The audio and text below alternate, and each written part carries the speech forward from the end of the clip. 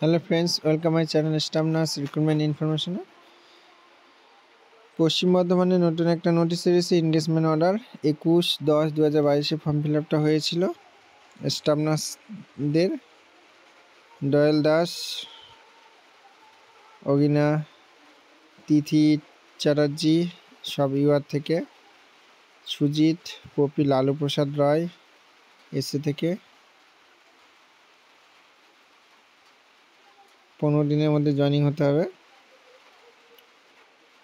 তারপর জয়েনের সময় medical fitness সার্টিফিকেটটা নিয়ে যেতে হবে। ওকে, ভিডিওটি যদি ভালো লাগে লাইক, কমেন্ট, শেয়ার আর সাবস্ক্রাইব করে রাখবে। আর